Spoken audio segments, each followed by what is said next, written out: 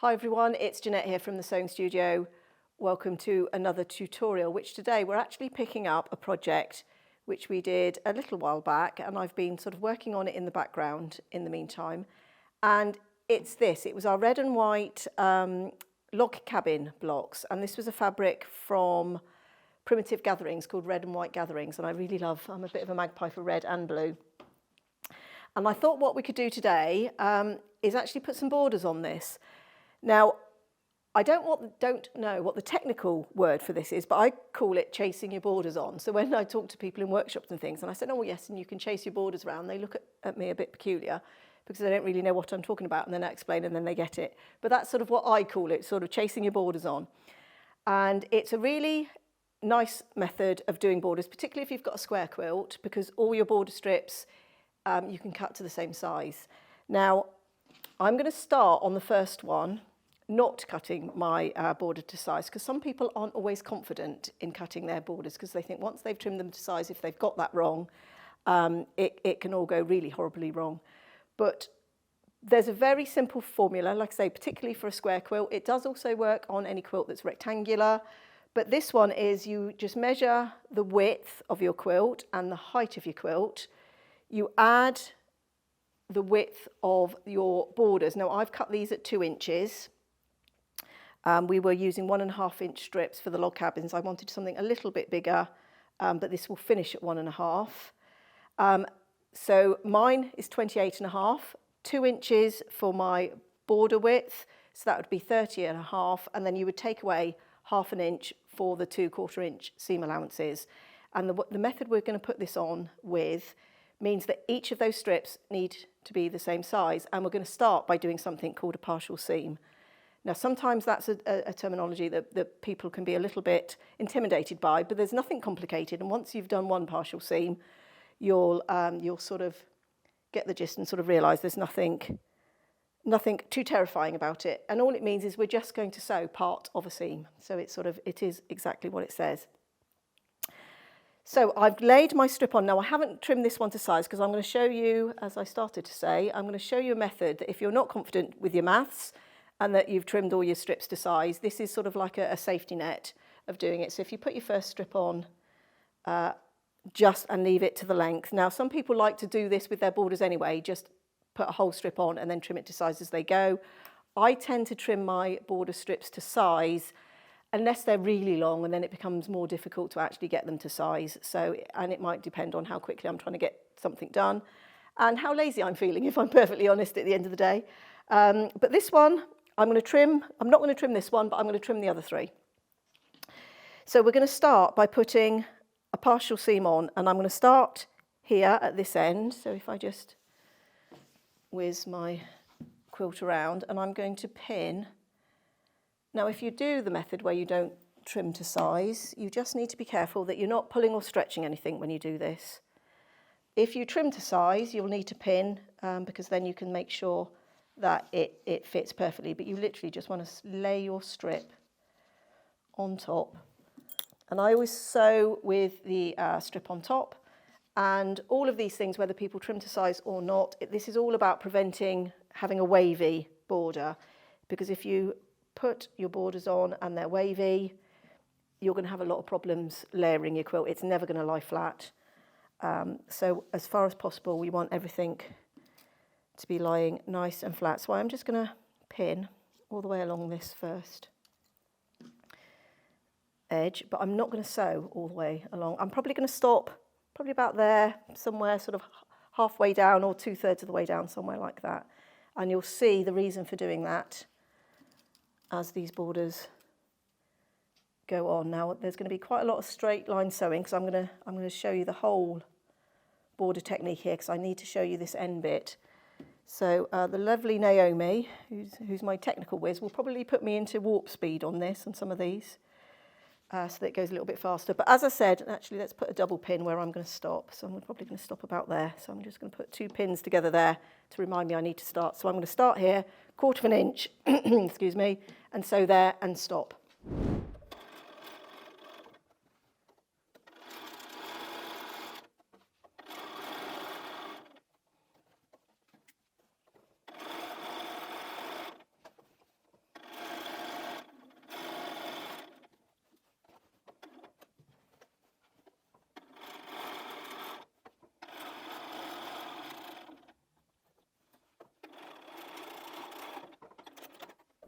So I've sewn that seam there and I've stopped where my 2 pins were. Now these pins I'm going to take out. That was just to hold everything nice and level and flat. And that, now we've sewn our partial seam. And we're just going to leave that like that. And I'm going to take that to the iron and I'm going to press that back. So let's do that now. Oh, a sec. I've got to wait for that one to go down. I'm always in such a hurry because my iron at home doesn't do that, so.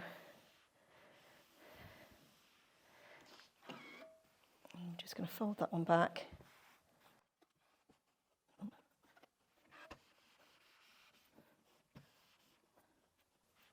Oh, I'll get that thread in a minute.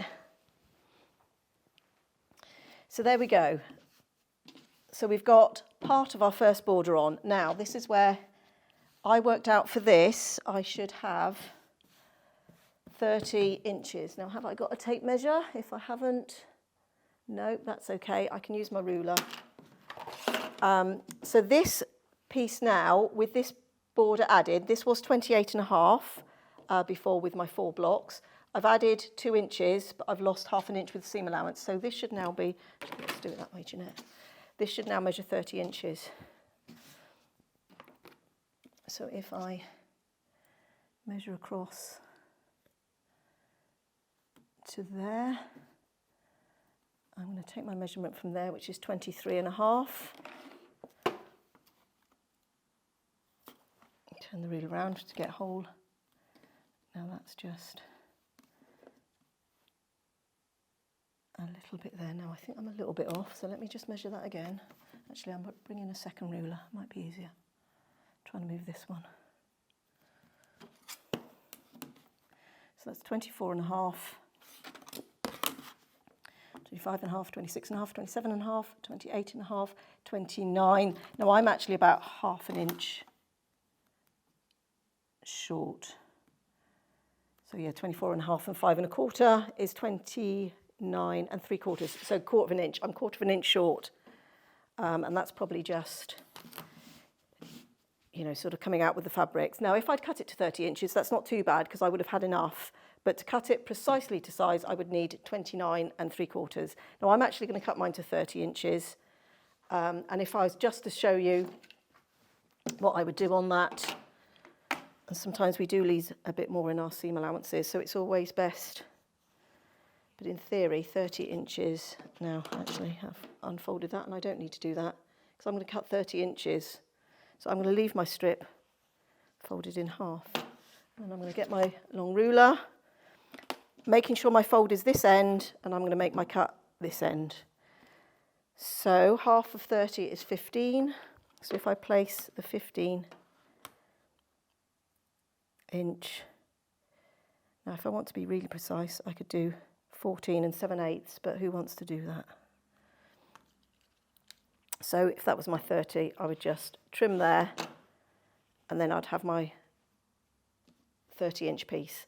So I would do that for all the rest of these. So this one now, let's just move everything out of the way, will go here. So where we've added that border strip, I'm going to start here. Oh, let's grab some pins. And I'm going to pin all the way along here. Now, if you're working with a rectangular quilt, you'll need to do that for 2 measurements. Let's say this quilt is square. Hopefully all the sides will measure the same. And of course you can do this and measure them as you go. Or you can do the maths and make them fit. I could probably have eased in 1/4 of an inch, but like I say, we don't want to be pulling and stretching and rippling our border fabric. And I always sew with the border strip on top. That also prevents it from the end. Then we've got our little bit in the end there, which I'm not going to worry about too much. That's close enough. Close enough for TV purposes, or video purposes. So I'm now going to take that to the sewing machine and sew all the way down, and you'll see now this border will come all the way to the edge of this one we've already added. So now we're doing whole seams again. I will just also say actually, and I'll do the same for the other 2 sides. So I'm just repeating that exact same process here now.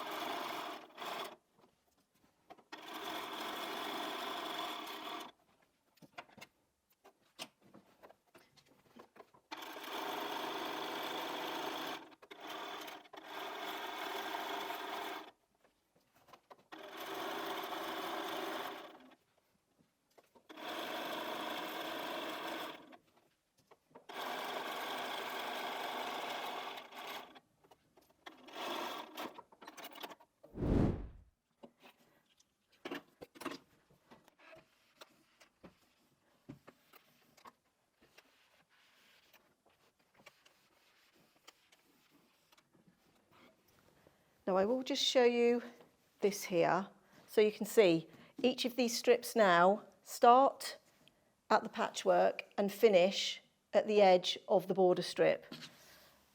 So I'm going to put on the next strip. Let's just cut it back to our 30 inches.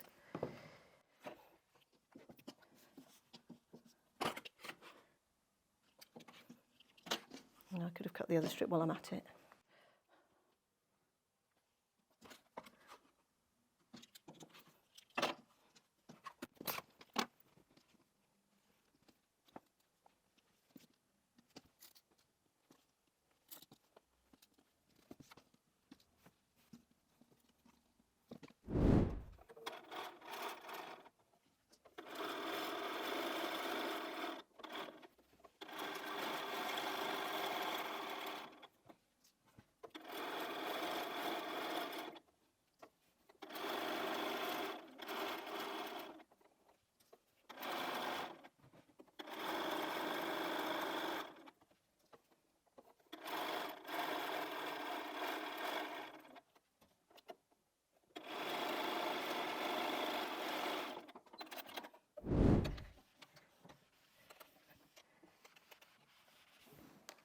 Oh, don't put the iron like that.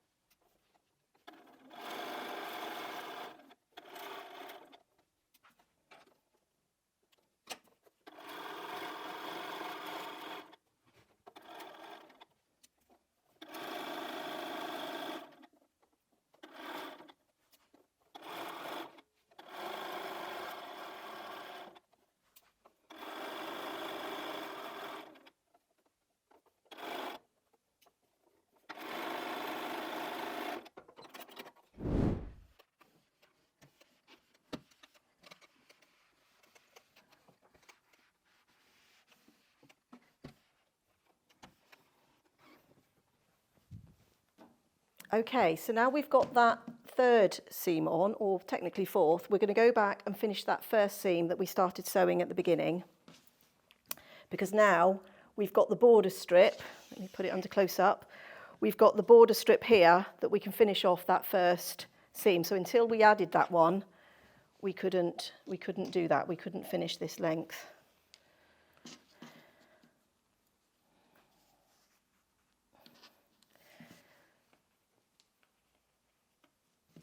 So I am just going to pin again, just because it makes it going through the sewing machine a lot easier. But just make sure everything's lying nice and flat. But do make sure you're not stretching that border piece, particularly if they're narrow like this. It's very easy to stretch them out too much. So like I say, that's where we finished before, and we're just going to finish off that seam.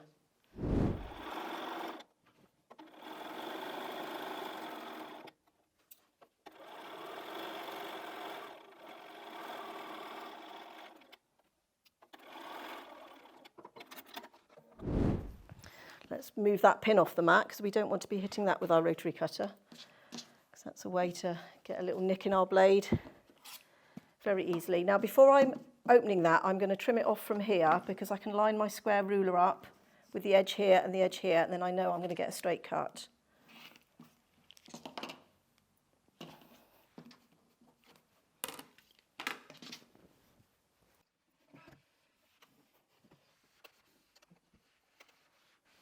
Oh, I've still got a pin in there, look.